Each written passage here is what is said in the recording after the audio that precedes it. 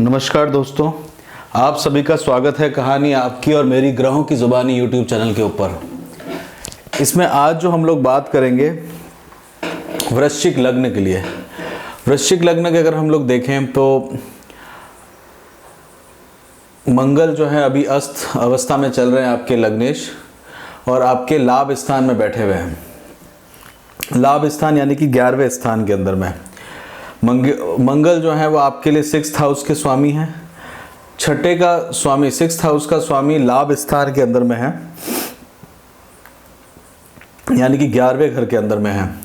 तो ये 11वां घर जो रहता है ये पैरों के अंदर में एंकल्स वगैरह का भी रहता है, और साथ के साथ में आपकी जो महत्वाकांक्षा है उससे रिलेटेड भी रहता है। और बहुत सरल मनी प्राप्त, मतलब इजी मनी, जो पैसा है लाभ को वो प्राप्त करने के बारे में प्रयास करने की जो कोशिश है, या फिर जो आप इजी मनी का इस समय जो सोच रहे हैं उसके बारे में देखेंगे तो उसके अंदर में वो थोड़ा सा बल उसका कम है। साथ में अगर आपका किसी चीज में कोई चीज गुम गई है या कोई चीज नहीं मिल रही है तो उसके साथ में वहां पे आपको ये देखने की मिलने की जो आशंका है उसके लिए ये 11th हाउस इसमें रहता है। साथ के साथ में ये जो 11वें स्थान में मंगल है ये माता की आयु को भी रिप्रेजेंट करता है। मतलब माता के घर से, मतलब आप देखेंगे 1 2 3 4 5 6 7 8 माता के घर से अष्टम स्थान के ऊपर में है, तो माता की आयु को भी ये रिप्रेजेंट करता है। वहां पे गुरु अभी बैठे हुए हैं तो माता की आयु को भी वहां से देखा जाता है। बुध वहां पे बैठे हुए हैं। साथ के साथ में एक तरह से गाड़ी और वाहन को भी ये 11वां स्थान रिप्रेजेंट करता है। बुध के साथ में बैठे हुए, तो मंगल जो है वो इस समय उत्तरा फाल्गुनी नक्षत्र में है। उत्तरा फाल्गुनी नक्षत्र जो है वो सूर्य का नक्षत्र है, और सूर्य आपके लिए बहुत अच्छी पोजीशन पे आए हुए हैं।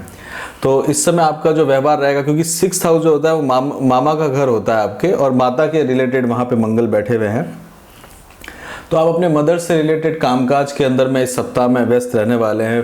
परिवार के अंदर में आपका जो है वो मान सम्मान और उसके लिए बढ़ते हुए आपको अपना देखेंगे, प्रतिष्ठा बढ़ते हुए आपको देखने को मिलेगी। और अपने ईश्वर की ये रिफ्लेक्शन है, पंचम स्थान का रिफ्लेक्शन भी है। तो अपने इष्ट देवता को हम पंचम स्थान से देखते हैं, और वहां से आप देखेंगे तो मंगल वहां पे बैठे हुए हैं, तो आप जो पूजा करेंगे या फिर जो वर्शिप करेंगे उसको भी आप वहां से देख सकते हैं। उसके अंदर में भी कुछ थोड़ी सी कमी आपको देखने को मिलेगी, क्योंकि मंगल की अभी अवस्था जो है वो कमजोर चल रही है। केतु लग्न के अंदर में ही बैठे हुए हैं। केतु जो है उनका लग्न में बैठना एक तरह से आपको कई बार शरीर के अंदर में कुछ कमजोरी सा या कुछ मन नहीं लगना, वैसा भी व्यवहार में आपको अपने देखने को मिलेगा। तो उसका सिंपल सा है, अगर केतु आपका अभी वृश्चिक लग्न है और केतु लग्न में है तो थोड़ी सी जो नज़र उतारना जिसे कहते हैं, अगर आप वो कंटिन्यू करते रहेंगे तो आपके शरीर में ताकत और कंटिन्यूटी बनी रहेगी। सूर्य का 10वें स्थान के अंदर में होना एक तरह से आप देखेंगे तो व्यापार के अंदर में आपको फायदा देगा। अगर आप गवर्नमेंट में काम करते हैं तो काफ़ी हाई पोजीशन पे इस समय गवर्नमेंट में आपको बैठा सकता है। साथ के साथ में बैकबोन, यानी कि अगर आपको कमर का जो दर्द वगैरह है, कमर का दर्द वगैरह रहता है तो उसको भी आपको देखना, क्योंकि बोन्स जो हैं, हड्डियां जो हैं, उनके अंदर में पेन क्रिएट हो सकता है अगर आपको आपके सूर्य की पोजीशन और चंद्रमा शनि की पोजीशन सही नहीं है तो कुंडली के अंदर में, और सूर्य की पोजीशन सही है तो ये आपके लिए बहुत अच्छा रहेगा। और अगर आप विदेश में रहते हैं तो ये विदेश में रहने के लिए सूर्य का सपोर्ट आपको बहुत अच्छा मिलेगा। स्पोर्ट्स से अगर आप रिलेटेड हैं या खेलकूद से हैं तो अपने ही घर के अंदर में हैं, वो आपको बहुत बेनिफिट देगा। डॉक्टर्स हैं अगर, या फिर आप किसी तरह के एजुकेशन के फील्ड से रिलेटेड हैं तो वहाँ पे भी आपको काफ़ी मान सम्मान मिलने के, सूर्य जो है उसको आपकी अथॉरिटी को बढ़ाने के अंदर में काम करते रहेंगे। सूर्य जो है पूर्वा फाल्गुनी नक्षत्र में है, शुक्र के नक्षत्र में है। शुक्र जो है वो 12वें स्थान में राजयोग देते हैं, अपनी ही राशि के अंदर में है, तो 1000 तरीके के खराब योगों को ख़त्म कर देते हैं शुक्र। शुक्र जो है अपने आप में बेडरूम से रिलेटेड हैं, स्पाउस से रिलेटेड हैं, और 12वां स्थान भी वो है, वो भी कंफर्ट के लिए है। मतलब बेडरूम में कंफर्ट, या तो आराम से सुकून से नींद आना, आपको कोई जिम्मेदारी के हिसाब से से नींद भी सुकून से आती है, क्योंकि शुक्र का ना बेड का सुख भी देता है, मतलब नींद भी जो है वो बहुत सुकून से आती है। अगर चंद्रमा कोई ख़राब पोजीशन या अमावस के आसपास का नहीं है तो वो रहता है। विदेश के अंदर में जाना चाहते हैं तो उसके लिए बहुत अच्छा है, क्योंकि शुक्र जो है आपको 6 नवंबर से 2 अक्टूबर तक रहेंगे, तो विदेश जाने का चांस बहुत अच्छा लेके आते हैं शुक्र। और घर से अगर दूर जाने के लिए भी शुक्र का सपोर्ट आपको देखने को इस समय मिलेगा, क्योंकि 7th हाउस है, काल पुरुष की भी 7th हाउस की कुंडली के अंदर में सप्तम भाव के अंदर में बैठे हुए हैं, तो वो भी आपसे दूर है। अगर ये पहला घर होता है तो सप्तम भाव है, तो उससे दूर, और शुक्र भी वहाँ पे बैठे हुए हैं, तो अपने घर से भी दूर ले जाने के लिए वो आपको सपोर्ट करता है। और वहाँ पे आप रहेंगे तो शत्रुओं की इन्फॉर्मेशन वगैरह भी आपको देखने को मिलेगी। अगर आपके शत्रु वगैरह हैं तो उनको भी आपको इन्फॉर्मेशन इस समय आपको प्राप्त करने में मदद मिलेगी। शुक्र चित्रा नक्षत्र में है, यानी कि मंगल के नक्षत्र में है। मंगल जो है लाभ स्थान के अंदर में बैठे हैं। उसके बाद स्वाति नक्षत्र में चले जाएंगे तो स्पाउस से रिलेटेड रहेंगे। तो यहाँ पे राहु की जो दृष्टि है 1 2 3 4 5, पंचम दृष्टि जो है वो मंगल और बुध के ऊपर में है। बुध का 11वें घर में होना, यानी अपने ही लाभ स्थान के अंदर में बैठना, तो बुध जो है वो आपके लिए स्पाउस से रिलेटेड लाभ प्राप्त कराने में काम करेगा। वहाँ से आप देखेंगे तो पंचम दृष्टि है, तो स्पाउस का लाभ के प्रति आकर्षण बढ़ता जाएगा, प्रेम वहाँ पे अधिक उसके लिए केंद्रित होगा। और तीसरा घर भी जो आपका अष्टम घर जो है वो उसमें मिथुन राशि है, तो मिथुन राशि भी स्पाउस से रिलेटेड है। तो ये समय आपका एक तरह से स्पाउस से रिलेटेड, उनके परिवार से रिलेटेड भी रहने वाला है। शनि आपके 3य स्थान पर है, पराक्रम स्थान के ऊपर में है, आपके पड़ोस के अंदर में आप देख लीजिए, नेबरहुड को जिससे कहते हैं, नेबरहुड के अंदर में बैठे हुए हैं। और ये एक वक्री चल रहे हैं श्रवण नक्षत्र के अंदर में, चंद्रमा के नक्षत्र के अंदर में, तो उसमें आपको थोड़ा सा ध्यान देने की ज़रूरत है। यहाँ पे आपको संतान के घर में देख रहे हैं, जिससे प्रेम करते हैं वहाँ देख रहे हैं, साथ में 1 2 3 4 5 6 7 8 9 10 शुक्र को भी देख रहे हैं। तो कई बार मन के अंदर में किसी कारणवश जो है वो पराक्रम के अंदर में अधिक पराक्रम करना और वैराग्य को उत्पन्न करने को वो लेते हैं, शनि जो वहाँ पे जाते हैं। इसमें एक स्ट्रेंथ की भी आपको देखनी होगी, क्योंकि शनि जो है वो मतलब दुस्साहस को भी रिप्रेजेंट करते हैं। स्ट्रेंथ वहाँ से आप देख सकते हैं अपना, और किसी को एडवाइस इस समय ना दें तो आपके लिए बहुत अच्छा रहेगा, क्योंकि राहु जो है वो है 1 2 3 4 5 6 7 8 9, नवम दृष्टि जो है वो राहु की शनि के ऊपर में, और तीसरे घर से किसी को एडवाइस देते हैं, मतलब जिन जातकों के घर में बुध जैसे ग्रह तीसरे स्थान पे होते हैं तो वो एडवाइस बहुत दिया करते हैं, तो वो चीज़ भी देखने वाली आपको मिलेगी।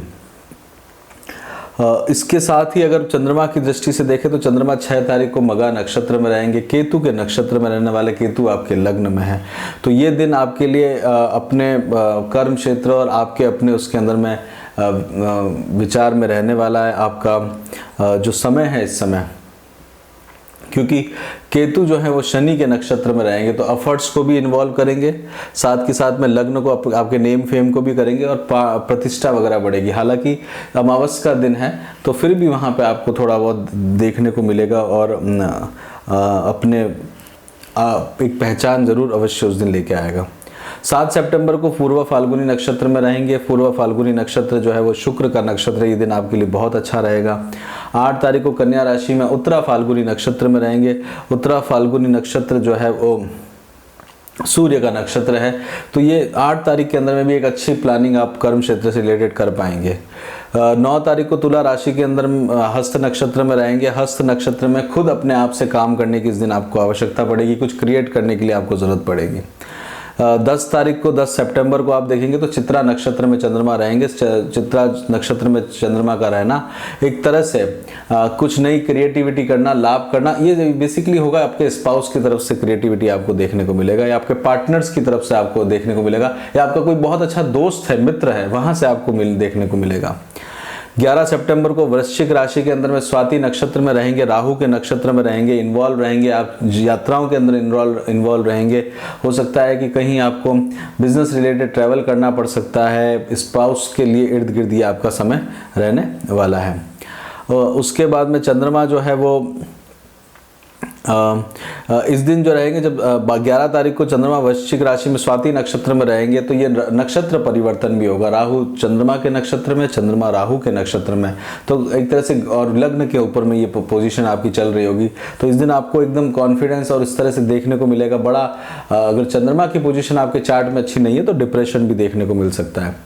12 सितंबर को आप देखेंगे तो वृश्चिक राशि के अंदर में विशाखा नक्षत्र के अंदर में रहेंगे। तो विशाखा नक्षत्र में आप अपने आप को फोकस करेंगे, किसी एक लक्ष्य के प्रति, 2 शाखाओं के प्रति, 2 चीज़ों की सहायता लेके आप आगे बढ़ते हुए अपने आप को 12 सितंबर तक देखेंगे। इसमें हेल्थ के रिलेटेड बात करी जाए तो बहुत ज़्यादा विशेष चिंता की बात नहीं लग रही है। एजुकेशन के अंदर में आप अच्छा करते हुए अपने आप को देखेंगे। जॉब के अंदर में भी आपके लिए एक नई नई अपॉर्चुनिटी आपको देखने को मतलब जॉब आपका अच्छे से चलता रहेगा। अभी जॉब के अंदर में बहुत यात्राएं वगैरह आ सकती हैं, बट बहुत ज़्यादा दिक्कत की बात नहीं है। बिजनेस के अंदर में आप देखेंगे तो बिजनेस के अंदर में आपको कहीं से थोड़ा सा लाभ जो है उसके लिए मेहनत करनी पड़ेगी, क्योंकि मंगल अभी अस्त चल रहे हैं, लाभ स्थान में ही बैठे हुए हैं। और विवाह के लिए अगर आप ये देख रहे हैं तो विवाह के लिए अभी इस सप्ताह में तो कोई विशेष करके योग नहीं दिख रहा है। इसी के साथ ही यहीं पे रोकते हैं वृश्चिक लग्न के लिए। आपको पसंद आया हो तो लाइक करिए। कंटिन्यू वीकली और मंथली प्रेडिक्शंस के लिए चैनल को सब्सक्राइब करिए। अपना खूब ध्यान रखिए, और कोई कंसल्टेंसी लेनी हो तो lifejourneyforuss@gmail.com पे आप मेल भी कर सकते हैं।